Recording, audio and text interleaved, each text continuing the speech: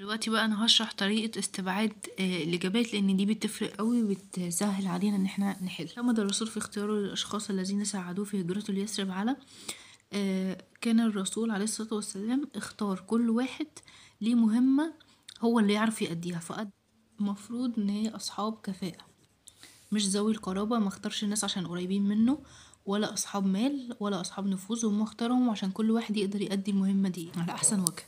بعد كده قال لي ايه؟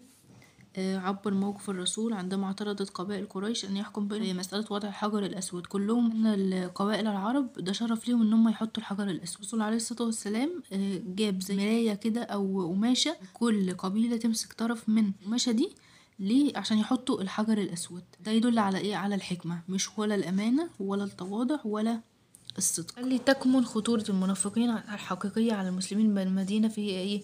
كثرة عددهم، ولا قوتهم العسكرية، ولا مكانتهم الاقتصادية، ولا إخفاء نواياهم. المفروض إن هي إخفاء نواياهم، لأنهم أخطر حاجة. إحنا قدام المسلمين إحنا مسلمين وكده، لكن إحنا في الظهر يعني بنضرب في المسلمين ونوقع بينهم. فده إيه؟ مش ولا كثرة عددهم، ولا قوتهم العسكرية، ولا مكانتهم الاقتصادية، هي إخفاء إيه؟ نواياهم.